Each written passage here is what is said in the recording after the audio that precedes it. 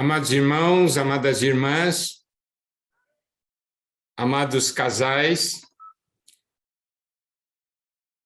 esse momento é um momento muito especial.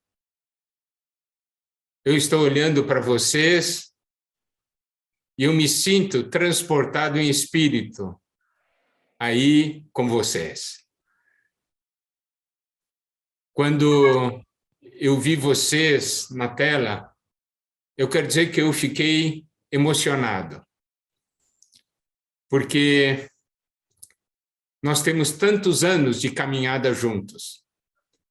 E é com alegria que eu vejo que nós estamos continuando a nossa jornada. Isso é de grande valor para nós e também de grande valor para o Senhor. Buscando diante de Deus o encargo para essa comunhão de casais, o Senhor falou comigo a respeito da aplicação da palavra profética, por isso o tema se tornou a família que é do alto. A palavra que temos recebido é uma palavra muito especial. É uma palavra do final dos tempos.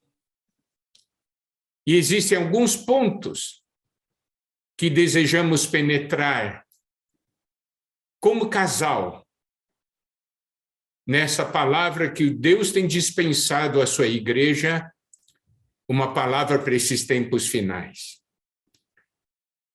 Primeiramente, nossa origem é o alto. Nós somos do alto. Segundo, nosso destino é o alto. Quando estamos falando sobre esse assunto, temos que nos ver como um casal cuja origem é o alto e cujo destino é o alto. E pelo fato de ter essa visão, esse casal tem uma atitude, esse é o terceiro ponto. Primeiro, a origem. Segundo, destino. Terceiro, atitude, que vai ser a ênfase da palavra dessa noite, a palavra de preparação para sábado e domingo. O quarto ponto é a felicidade que vem do alto. Um casal deve saber que a ele pertence a felicidade que vem do alto. E o quinto ponto que nós iremos abordar durante essa comunhão de casais é a realidade do alto em nossa casa.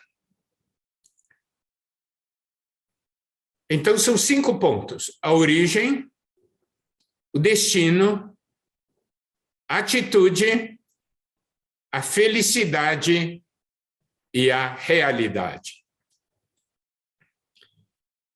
Esse é o impacto que a palavra profética tem que causar em nossa vida familiar.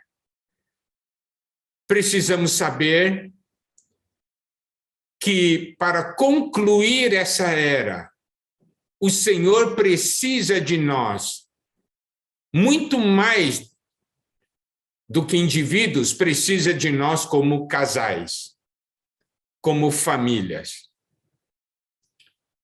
E a nossa percepção, a percepção que devemos ter junto com o nosso cônjuge, é que nós temos uma jornada que é para o reino. Nós estamos andando, caminhando aí, é para o reino, andando juntos para o reino. E queremos juntos alcançar o reino. Nessa noite, nós vamos enfatizar a questão da nossa atitude pelo fato de termos tal visão e revelação a respeito do alto. Eu creio que todos nós temos um desejo de falar como o apóstolo Paulo falou no fim da sua jornada, 2 Timóteo, capítulo 4, versículos 6 a 8. Quanto a mim, estou sendo já oferecido por libação e o tempo da minha partida é chegado. Combati o bom combate, completei a carreira, guardei a fé. Já agora a coroa da justiça me está guardada, a qual o Senhor, reto juiz, me dará naquele dia. Não somente a mim, mas também a todos quantos amam a sua vinda. Eu creio que é anelo de todos nós podemos falar isso.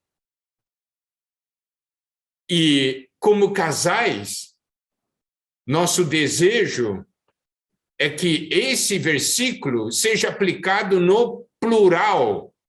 Nós combatemos o bom combate, nós completamos a carreira e nós guardamos a fé. Isso quer dizer, é no plural, juntos. Porque estamos juntos nessa jornada e juntos temos essa comissão de Deus. Paulo pôde falar isso que está em 2 Timóteo 4, 6 a 8, porque um dia ele teve uma atitude e ele registrou essa atitude para nós. E essa atitude está em Filipenses capítulo 3, versículos 12 a 16. Primeiramente, nós vamos ver o versículo 12. Preste atenção, Paulo pôde falar que ele combateu o bom combate, completou a carreira e guardou a fé, porque ele teve uma atitude na sua vida, e essa é a atitude que nós devemos também ter como um casal, para que um dia possamos falar a mesma coisa que Paulo falou. Filipenses 3:12 diz: não que eu tenha já recebido ou tenha já obtido a perfeição, mas prossigo para conquistar aquilo para o que também fui conquistado por Cristo Jesus. Paulo diz uma coisa de uma maneira muito clara: não que eu tenha já recebido ou tenha já obtido a perfeição. Paulo falou aqui, eu não sou perfeito, ainda tem muitas coisas diante de mim, correto? Eu não recebi tudo, mas eu tenho uma atitude. Eu prossigo para conquistar aquilo para o que também fui conquistado por Cristo Jesus. Agora, aplicando essa palavra para a realidade de um casal, nós temos então que fazer a pergunta: nós, como casal, já recebemos tudo que temos de direito? Já temos recebido tudo o que Deus deseja dar para nós? Nós já atingimos uma perfeição como casal? Nós precisamos estar cientes da nossa verdadeira condição. Se eu não tenho conhecimento da minha condição, eu permanecerei parado. Mas, nesses tempos finais, nós não podemos ficar parados. Precisamos saber que há muitas coisas ainda que Deus preparou para nós, que nós ainda não ganhamos, que nós ainda não recebemos.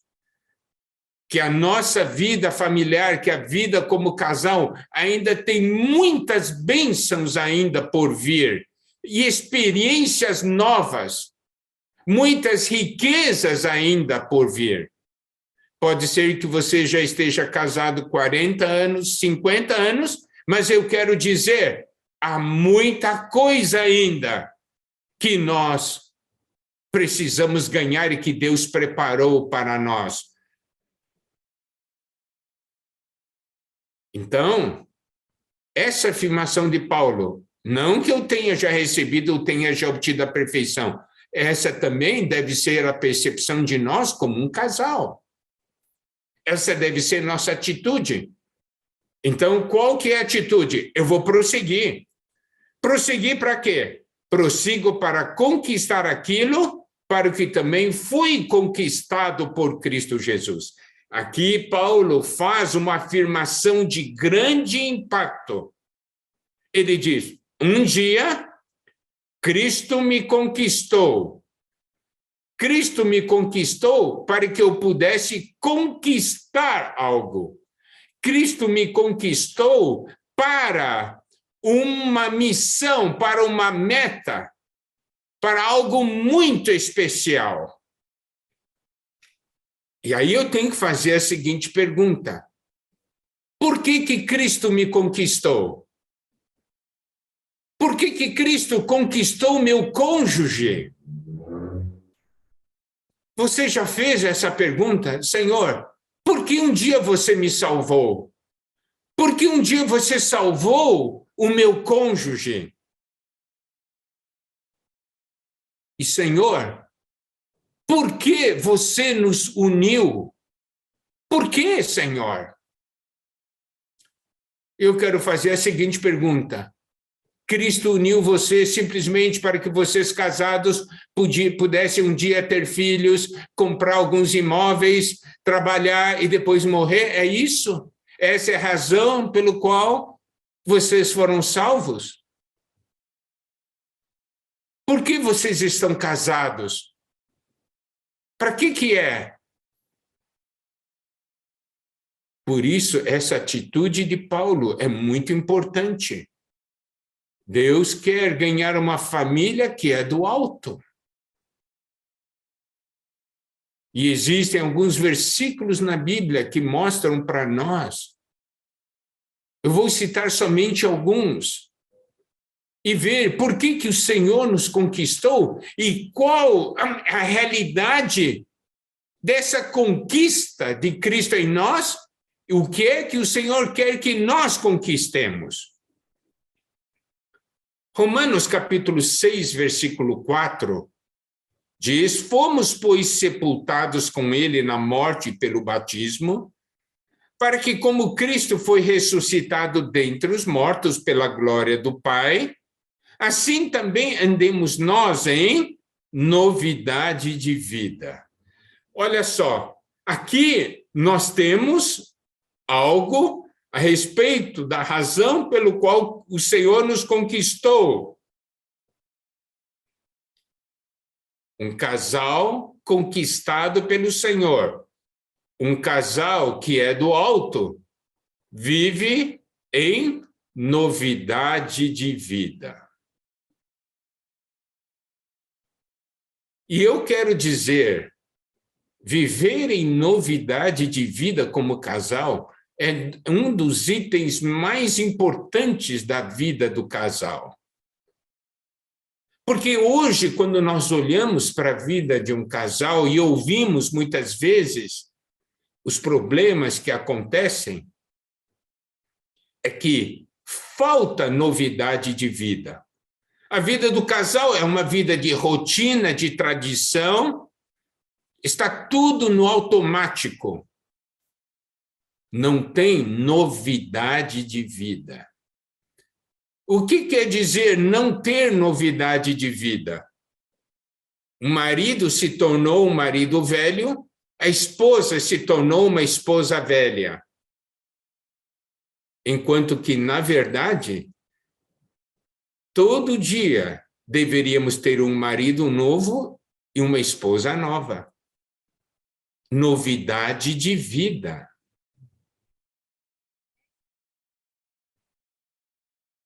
Mas essa novidade de vida, esse versículo nos diz claramente: sepultados com ele na morte pelo batismo e ressuscitado com ele pela glória do Pai. Aqui nós podemos ver, essa é a transferência. A morte e a ressurreição é a transferência para o alto. E essa transferência para o alto traz para nós novidade de vida. Já ganhamos isso? Estamos buscando isso? Paulo, então, ele conta coisas. Eu sei o que eu preciso conquistar, porque um dia Cristo me conquistou para que eu ganhasse isso. O Senhor nos uniu como casal para que nós vivamos isso. Isso quer dizer que nessa terra existe uma família que é do alto e tem uma característica: vive em novidade de vida. E aí podemos ver como na nossa vida há muitas coisas que precisamos buscar. Eu não posso ficar contente com a minha situação atual. O casal não pode ficar contente com a situação atual. Tem que buscar, porque tem muito mais. Um outro versículo, também para nos dar um ponto a mais, Romanos 8, 29. Porquanto aos que de antemão conheceu, também os predestinou para serem conformes à imagem de seu Filho, a fim de que ele seja o primogênito entre muitos irmãos. Olha, aqui tem um ponto preciosíssimo: conformados à imagem de seu Filho. Você percebe um casal conformado à imagem de Cristo. Marido conformado à imagem de Cristo. Esposa conformado à imagem de Cristo. Aí nós percebemos o quê? Nós percebemos uma coisa: o que é do alto leva à imagem de Cristo. Correto? Isso é de grande importância e precisamos perceber. Agora, vamos para um outro ponto a mais.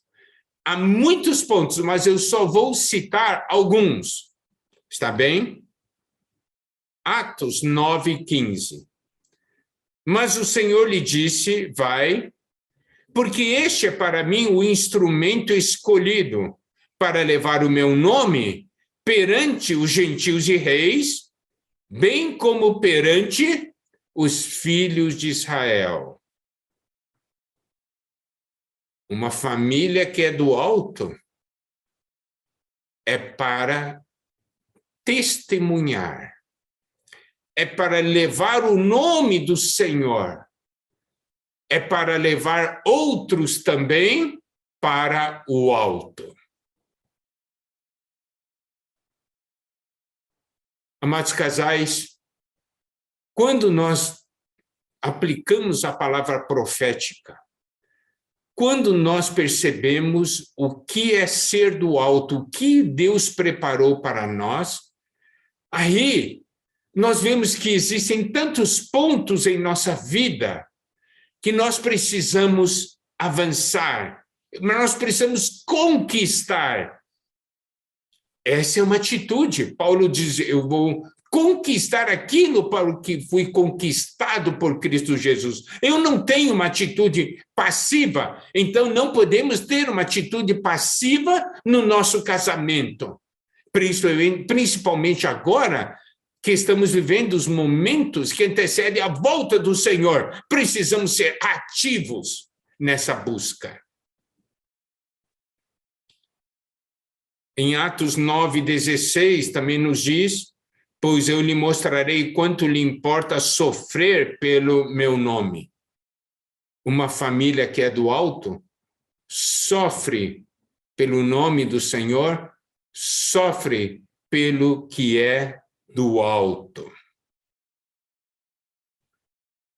Então, estamos aqui vendo várias porções, correto?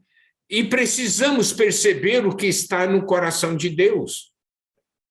Agora, como casal, nós temos um outro versículo que fala de uma maneira mais explícita. Isso é Gênesis 1, 26, a primeira parte. Também disse Deus, façamos o homem à nossa imagem, conforme a nossa semelhança, e tenha ele domínio. Está vendo? O Senhor um dia nos conquistou, para que um dia nós pudéssemos ter a imagem, semelhança e o domínio.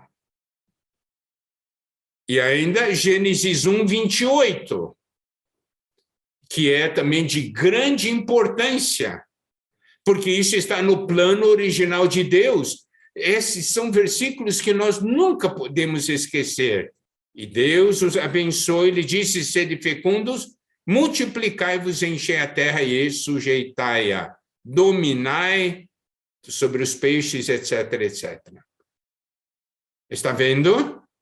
Nós fomos ganhos para sermos fecundos, para multiplicarmos, para enchermos a terra, para sujeitarmos a terra e dominarmos. Em Gênesis 2:15, tomou, pois, o Senhor Deus ao homem e o colocou no jardim do Éden para o cultivar e o guardar. Nós fomos conquistados para cultivar e guardar o jardim de Deus. E há muitos e muitos outros versículos. Eu somente citei alguns. Por que eu citei alguns? Porque, como um casal, nós precisamos ver que nós não ganhamos ainda tudo que nós temos de direito. Nós temos direito a ganhar muito mais. E por isso precisamos ter uma atitude, sair para conquistar aquilo que é nosso, aquilo que Deus quer dar para nós.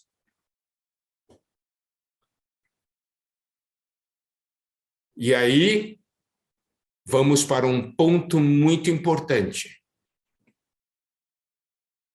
A minha casa. O que Deus quer fazer com a minha casa? Vamos ver 2 Samuel, capítulo 7, versículos 2 a 5. Disse o rei ao profeta Natã, olha, eu moro em casa de cedros e a arca de Deus se acha numa tenda. Disse Natã ao rei, vai, faze tudo quanto está no teu coração, porque o Senhor é contigo. Porém, naquela mesma noite veio a palavra do Senhor a Natã, dizendo, vai e dize ao meu servo Davi, assim diz o Senhor, edificar-me-ás tu casa para minha habitação? Por que estou citando esse versículo? Porque nós, muitas vezes em nosso coração, nós temos esse desejo. Eu quero edificar a casa de Deus. Nós queremos edificar a casa de Deus, não é isso? E esse sentimento é muito positivo e esse sentimento é muito bom. Tanto que Natã falou, vai, faz tudo que está no teu coração. Mas, de noite, o Senhor falou para Natã, vai e diz ao meu servo Davi, assim diz o Senhor, edificar-me-ás tu casa para minha habitação? Então está dizendo, Davi, você vai edificar casa para mim? 1 Crônicas 17:4 diz, vai, dize a meu servo Davi, assim diz o Senhor, tu não edificarás casa para minha habitação. Daí você também vai perguntar, Miguel, o que você está falando? Que nós não devemos edificar a casa de Deus? Não, vamos então continuar. 2 Samuel 7, versículo 11. Desde o dia em que mandei houvesse juízes sobre o meu povo de Israel, dar-te-ei, porém, descanso de todos os teus inimigos, também o Senhor te fez saber que Ele, o Senhor, te fará casa. Aqui nos é mostrado um princípio muito importante. Que para nós conquistarmos aquilo para o qual o Senhor nos conquistou, é claro, o Senhor nos conquistou para que nós pudéssemos edificar casa para Ele. Não há dúvida quanto a isso, mas vamos ver a ordem das coisas. Antes de nós edificarmos casa para o Senhor é que nos fará casa. Olha só, 2 Samuel 7,11. Também o Senhor te fez saber que Ele, o Senhor, te fará casa. Vai fazer de você a casa. Te fará casa. Para que você possa fazer a casa de Deus. É a consequência, tá vendo? Então, a primeira coisa que precisamos fazer é permitir, então, que Deus trabalhe em nós. E é por isso que, daí, ele levanta Salomão. Isso vocês podem ver em 1 Crônicas 22, versículos 7 a 10. Mas versículo 9 diz: eis que te nascerá um filho, que será homem sereno, porque lhe darei descanso de todos os seus inimigos em redor. Portanto, Salomão será o seu nome, paz e tranquilidade darei a Israel nos seus dias. Este edificará casa ao meu nome. Por isso, nesses momentos finais, nos momentos que estamos vivendo agora, o irmão Pedro compartilhou conosco que, a partir dessa conferência, ele falará sobre edificação. Inclusive, nas mensagens que ele liberou, ele já citou essa parte. Aí, nós precisamos perceber uma coisa. Se eu deixo Deus trabalhar em mim, eu vou trabalhar para Deus. Se eu deixar Deus trabalhar em mim e em meu cônjuge, fazendo de nós casa, nós edificaremos casa de Deus. Está vendo? Por isso que precisamos ver. Tem tantas coisas ainda que nos faltam. E o que precisamos fazer? Precisamos nos abrir para que o Senhor venha e trabalhe em nós. Precisamos permitir, precisamos pedir ajuda. Se nós não conseguimos avançar, precisamos pedir ajuda. Olha só, continuando daí o versículo de Filipenses, agora no versículo 13 de Filipenses 3, irmãos, quanto a mim, não julgo havê-lo alcançado, mas uma coisa faço, esquecendo-me das coisas que para trás ficam e avançando para as que diante de mim estão. Aqui nos diz algo muito importante. Eu tenho que aprender uma coisa. Se eu não alcancei ainda, tá? Eu tenho que fazer uma coisa. Eu tenho que me esquecer das coisas que para trás ficam e avançar para as que diante de mim estão. Então, eu tenho que perguntar para o meu cônjuge, nós dois juntos, um devemos perguntar para o outro. Nós já alcançamos tudo? Pergunta para o seu cônjuge. Nós já alcançamos tudo? Alcançamos tudo? Alcançamos já o que o Senhor quer? Se não alcançamos, daí aqui diz, uma coisa faço. Aí eu tenho que falar com o meu cônjuge, nós dois precisamos agora fazer algo. Esquecer as coisas que para trás ficam e avançando para as que diante de nós estão. Você sabe que essa frase, uma coisa faço, ela aparece em alguns versículos da Bíblia. E se você fizer uma conexão desses versículos, você consegue perceber o que Deus quer que nós façamos. Então, olha só. Filipenses 3,13 diz: uma coisa faço, o que é? Esquecer as coisas que para trás ficam e avançar para as que estão diante de nós, não é? Bom, vamos ver Lucas 10:42.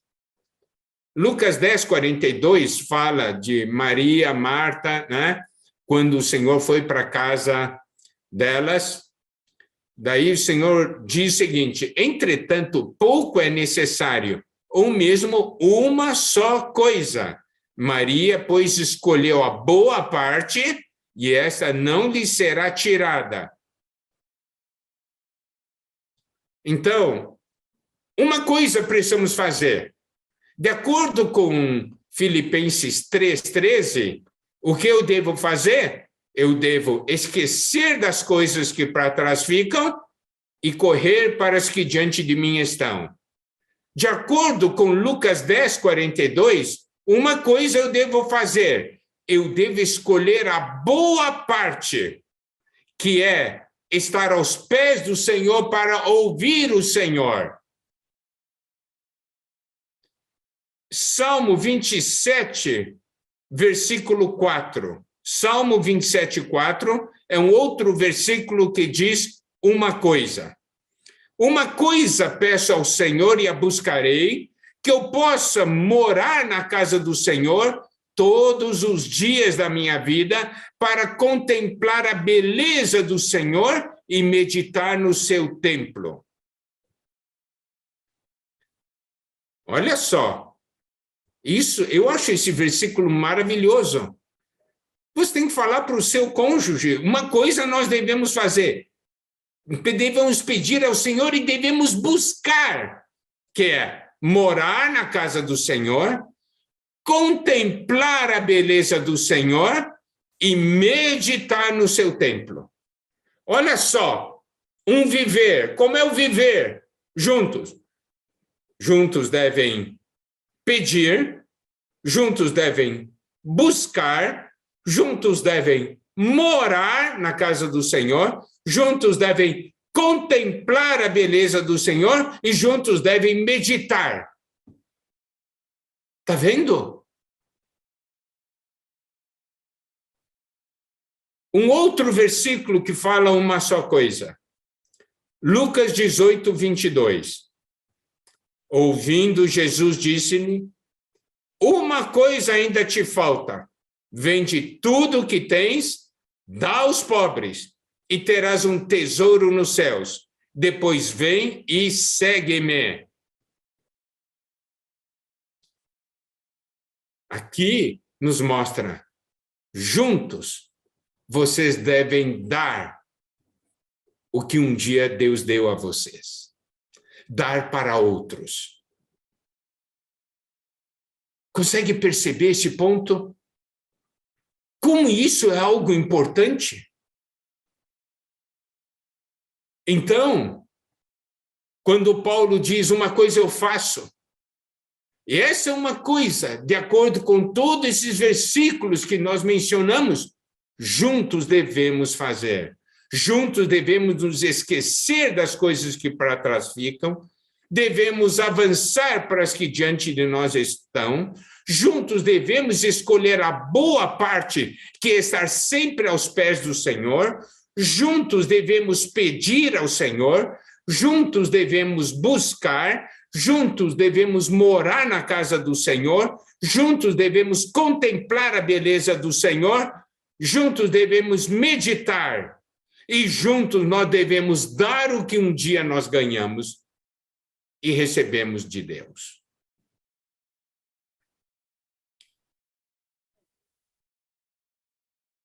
E aí,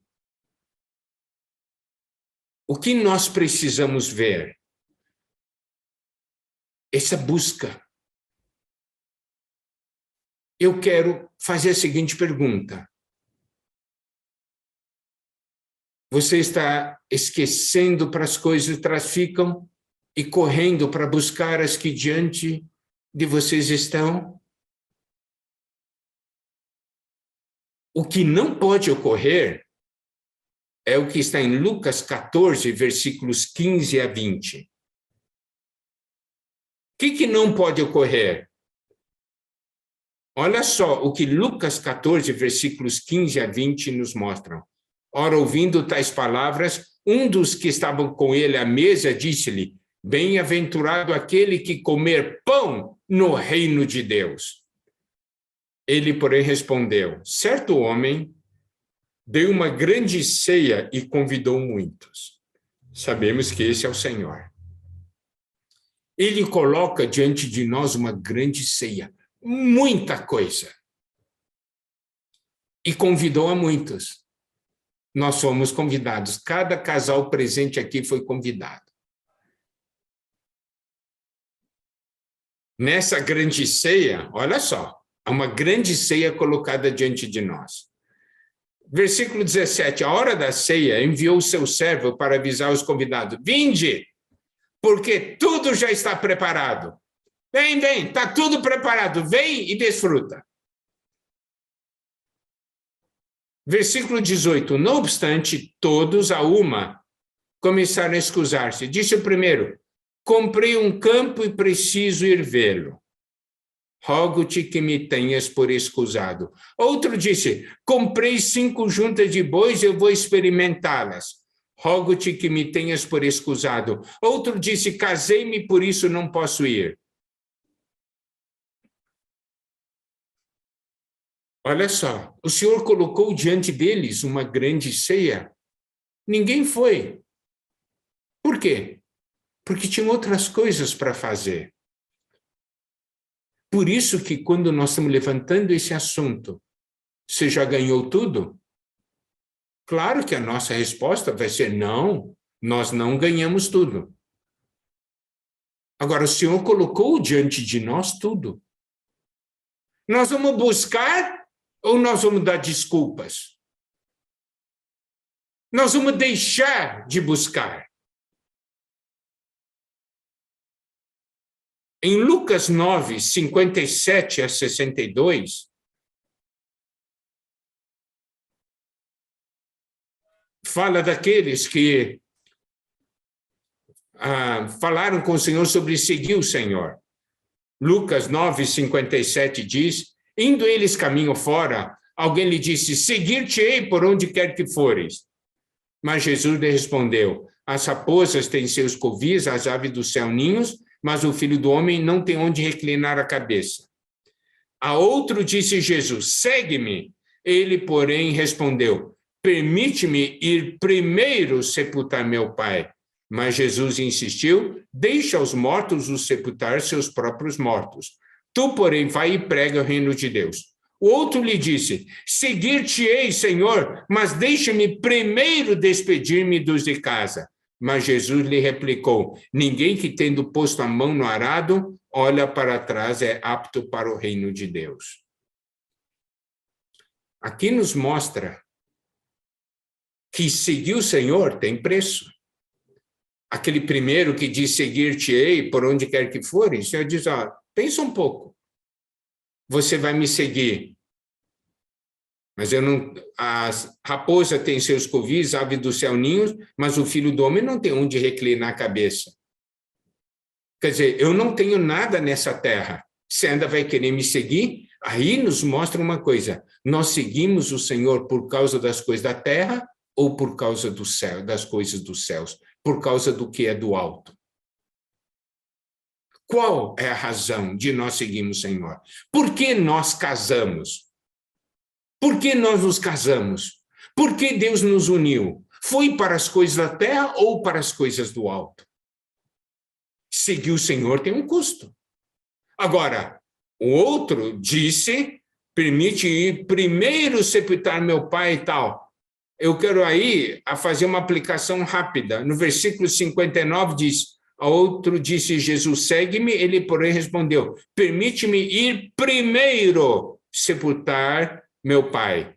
E o terceiro, aquele, disse assim, no versículo 61, o outro lhe disse, seguir-te-ei, Senhor, mas deixe-me primeiro despedir-me dos de casa. Aqui nós podemos ver, são esses que querem seguir o Senhor, mas sempre tem uma outra coisa em primeiro lugar. Seguir o Senhor está sempre em segundo lugar.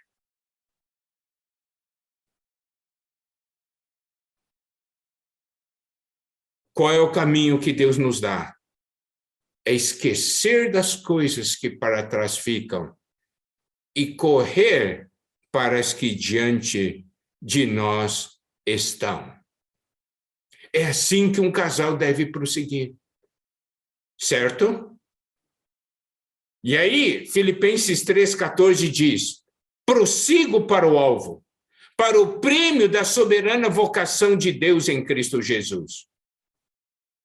A soberana vocação é chamamento do alto. Isso quer dizer, eu esqueço as coisas para trás porque eu tenho um alvo.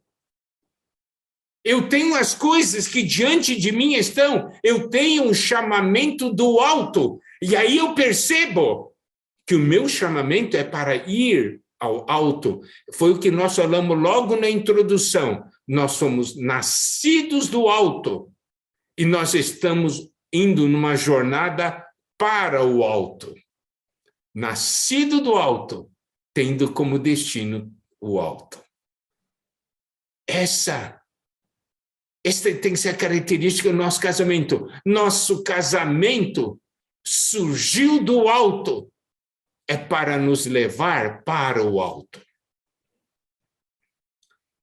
E aqui nos mostra que nós precisamos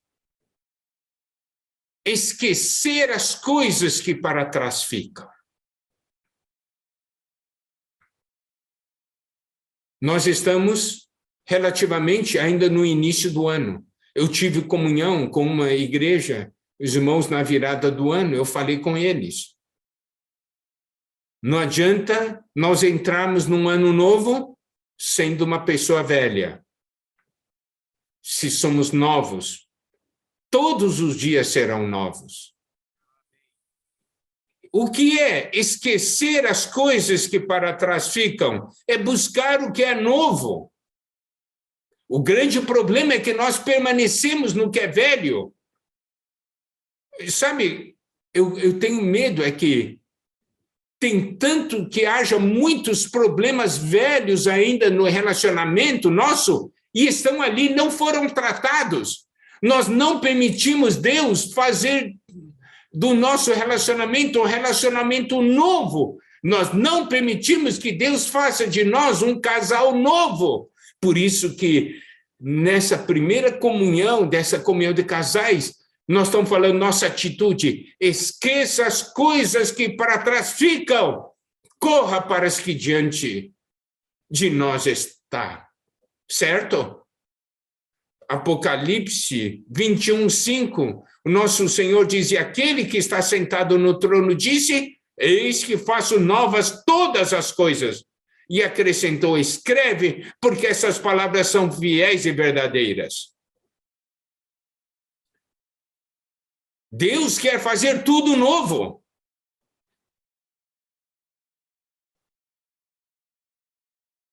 Casamento novo, relacionamento novo, cônjuge novo. 2 Coríntios 5,17 diz, e assim se alguém está em Cristo é nova criatura, as coisas antigas já passaram, eis que se fizeram novas. Então precisamos ter atitude de Paulo. Então tem que falar para o meu cônjuge, eu tenho que falar assim, que tal nós dois esquecemos as coisas que para trás ficaram e correr para aquelas que diante de nós estão? Isaías 43, versículo 18 a 19, diz, não vos lembreis das coisas passadas, nem considereis as antigas. Eis que faço coisa nova, que está saindo à luz. Porventura não o percebeis? Eis que porei um caminho no deserto e rios no ermo. Esse versículo de Isaías 43, 18 e 19, nos mostra, não vos lembreis das coisas passadas, nem considereis as antigas. O Senhor está falando para nós, esqueça o passado. O Senhor está fazendo algo novo. Mas Isaías 43, versículos 16 a 17, isto é, 2 versículos antes dessa porção que nós lemos, diz o seguinte: assim diz o Senhor, que outrora preparou um caminho no mar e nas águas impetuosas uma vereda, o que fez sair o carro e o cavalo, o exército e a força, jazem juntamente lá e jamais se levantarão, estão extintos, apagados como uma torcida. Versículo 16 e 17 falam do quê? Falam do que o Senhor fez com o faraó e seu exército. Mas você pode perguntar, mas não há uma contradição aqui? Versículo 16 e 17 nos mostra o que o Senhor fez no passado, e o versículo 18 e 19 diz para nós não nos lembrarmos das coisas passadas, nem considerarmos as antigas. Não há uma contradição? Não há uma contradição, porque esses 4 versículos nos mostram um princípio. Nós devemos sempre nos lembrar da maravilhosa obra da redenção do Senhor. Disso nós nunca podemos esquecer. Precisamos nos lembrar, precisamos falar da maravilhosa obra da redenção. O que Deus fez em mim, em meu cônjuge, do que Deus fez em minha família. Então, não se lembrar do quê? É não se lembrar do fracasso, não se lembrar do pecado, não se lembrar das nossas derrotas, porque nós não vamos permitir que essas coisas nos prendam. Não nos lembrar das brigas, das discussões que tivemos, não nos lembrarmos das feridas que causamos uns aos outros, um cônjuge ao outro. Não permitimos que essas coisas do passado nos prendam. A questão é, não vou deixar as minhas falhas me prenderem. Eu vou jogar tudo para trás e nós vamos começar algo novo. Nós vamos viver o que é do alto. Eu não vou deixar o desânimo, a falta de esperança dominar o nosso relacionamento. Porque o Senhor é aquele que faz novas todas as coisas. Amados casais,